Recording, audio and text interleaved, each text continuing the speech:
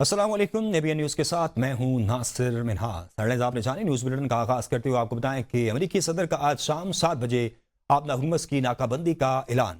ایران سے جنگ بندی برقرار ہے، آبنہ ہرمز کی ناکہ بندی کر رہے ہیں۔ ایران اپنا تیل نہیں بیچ سکے گا۔ صدر ٹرمپ کی میری لینڈ میں صحافیوں سے گفتگو، کہا ایران ایٹمی ہتھیار نہیں بنا سکتا۔ ایران کی فوج تباہ کر دی، نیوی سمندر میں ڈبو دی۔ ایران کے ساتھ 21 گھنٹے تک مذاکرات ہوئے، اس بات کی پرواہ نہیں کہ ایران مذاکرات میں واپس آتا ہے یا نہیں۔ Military is destroyed. Their whole navy is underwater. You know that 158 ships are gone. Their navy's gone. Most of their mine droppers are gone. We have a lot of people, as you know, at 10 o'clock tomorrow. We have a blockade going into effect. That'll be 10 o'clock tomorrow. Other nations are working so that Iran will not be able to sell oil. امریکی صدر کا آج شام 7 بجے آبنہ Hormuz کو بند کرنے کا اعلان سامنے آیا ہے۔ آپ کو بتائیں کہ ایران اپنا تیل نہیں بیچ سکے گا۔ ایران کی فوج تباہ کر دی، نیوی سمندر میں ڈبو دی ہے۔ آپ کو بتائیں کہ اس بات کی پرواہ نہیں، ایران مذاکرات میں واپس آتا ہے یا نہیں۔ آپ کو بتائیں کہ صدر ڈونلڈ ٹرمپ نے کہا ہے کہ امریکی صدر جو ہے وہ آج شام 7 بجے جو ہے وہ اعلان کریں گے آبنہ ہرمز کو بند کرنے کے حوالے سے۔ ایران کی فوج تباہ کر دی ہے، نیوی سمندر میں ڈبو دی ہے۔ اس بات کی پرواہ نہیں کہ ایران مذاکرات میں واپس آتا ہے یا نہیں آتا۔ امریکی صدر کا آج شام 7 بجے سے آبنہ ہرمز کی ناکہ بندی کا اعلان۔ ایران اپنا تیل نہیں بیچ سکے گا، ایران ایٹمی ہتھیار نہیں۔ اسلام آباد معاہدہ ہونے والا تھا لیکن امریکہ کا سخت رویہ رکاوٹ بن گیا۔ ایرانی وزیر خارجہ عباس اراغچی کا انکشاف، کہتے ہیں 47 سال بعد پہلی بار اعلیٰ ترین سطح پر امریکہ کے ساتھ مذاکرات ہوئے۔ مذاکرات میں ایران نے نیک نیتی سے شرکت اور بات چیت کی۔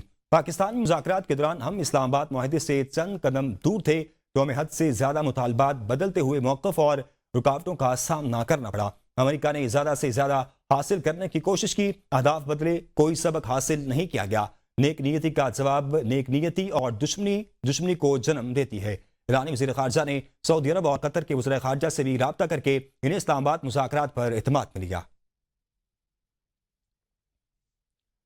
ایران امریکہ کے درمیان مذاکرات کا نیا دور جلد شروع ہوگا۔ وزیر دفاع خالد آصف کا کہنا ہے کہ مذاکرات کے حوالے سے کوئی منفی بات سامنے نہیں آئی، دوبارہ مذاکرات کے امکانات اب بھی موجود ہیں۔ دونوں ممالک کے درمیان اسلام آباد مذاکرات کے بعد اطمینان کا اظہار کیا جا رہا ہے۔ مثبت باتیں سامنے آ رہی ہیں۔ پاکستان کی بڑھتی اہمیت دیکھ کر بھارت ماتم کر رہا ہے۔ امریکی اخبار وال اسٹریٹ جرنل کی بھی تصدیق، کہا کہ ایران اور امریکہ کے درمیان کچھ دنوں تک مذاکرات کا دوسرا دور ہو سکتا ہے۔ علاقائی ممالک امریکہ اور ایران کو مذاکرات کی میز پر واپس لانے کے لیے کوشاں ہیں۔ دونوں جانب سے سخت بیانات کے باوجود سفارتکاری جاری ہے۔ جنگ بندی میں توسیع کے لیے خطے کے ممالک امریکہ سے رابطے میں ہیں۔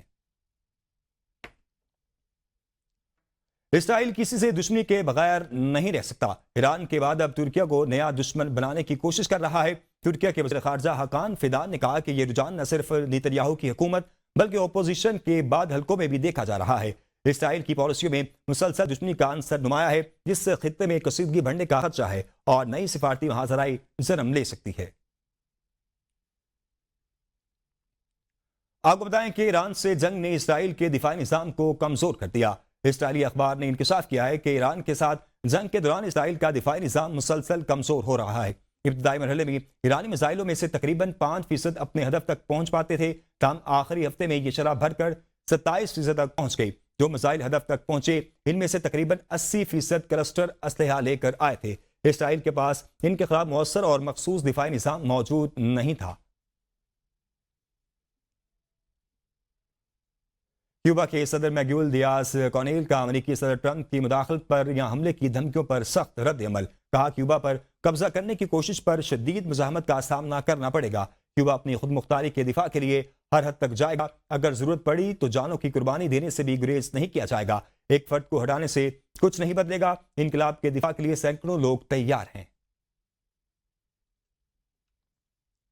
برطانوی وزیر اعظم کیئر سٹارمر نے فرانس کے صدر میکرون سے ٹیلی فونک رابطہ کیا۔ برطانوی وزیر اعظم نے مستقل جنگ بندی پر زور دیا۔ دونوں رہنماؤں نے جنگ بندی میں لبنان کو شامل کرنے پر آمادگی ظاہر کی۔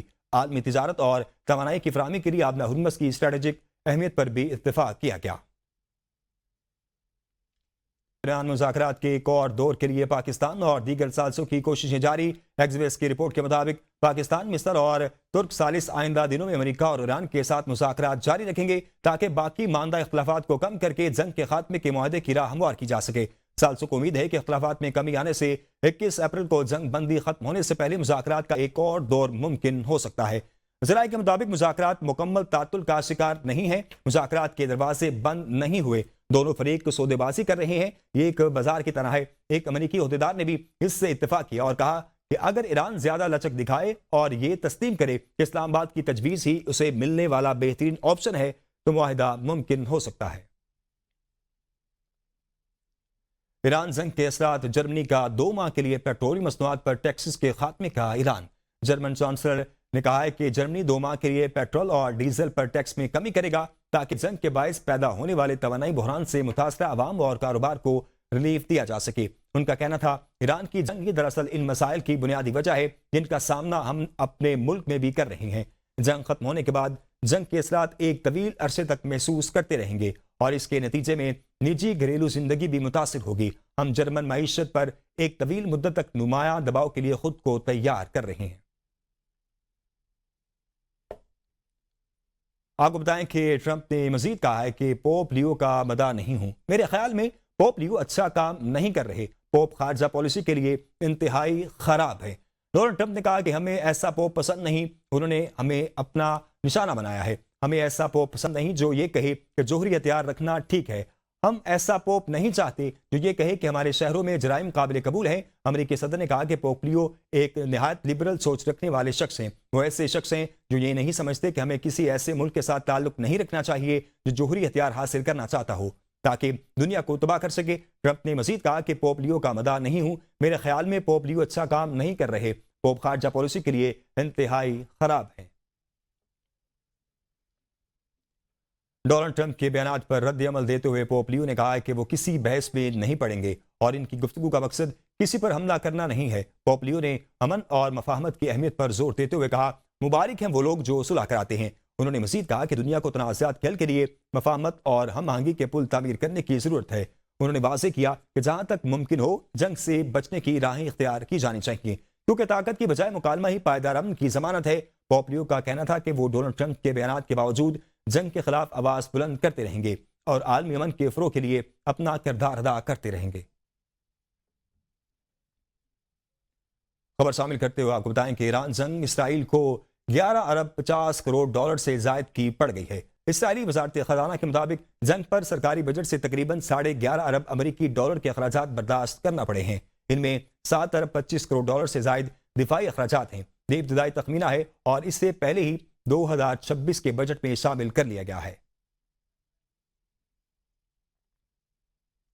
آسٹریلیا کی تاریخ میں ایک اہم سنگ میل عبور کر لیا ہے. ملک کی موجودہ chief of joint lieutenant general Susan Coyle جولائی میں آسٹریلین آرمی چیف کی پہلی خاتون چیف کا عہدہ سنبھالے گی. یہ فیصلہ نہ صرف آسٹریلیا کی دفاعی تاریخ میں ایک بڑی پیش رفت ہے بلکہ خواتین کی قیادت اور صلاحیتوں کے اعتراف کا بھی واضح ثبوت ہے. لیفٹیننٹ جنرل سوسن کوئل کو ایک تجربہ کار اور باصلاحیت فوجی افسر کے طور پر جانا جاتا ہے جنہوں نے اپنی پیشہ ورانہ زندگی میں کئی اہم عہدوں پر خدمات انجام دی ہیں. ان کی تقرری سے نہ صرف فوجی ڈھانچے میں تنوع کو فروغ ملے گا بلکہ آنے والی نسل کی خواتین کے لیے بھی ایک مضبوط مثال قائم کرے گی. دفاعی ماہرین کے مطابق یہ اقدام آسٹریلیا کی فوج میں جدید سوچ، شمولیت اور مساوات کے اصولوں کو مزید مستحکم کرے گا. عوامی سطح پر بھی اس فیصلے کو سراہا جا رہا ہے اور اسے خواتین کی ترقی کی جانب ایک مثبت قدم قرار دیا جا رہا ہے. نیوز اسٹوڈیو سے فی الوقت اتنا ہی. مزید خبروں سے باخبر رہنے کے لیے دیکھتے رہیے ABN نیوز قوم کی سوچ.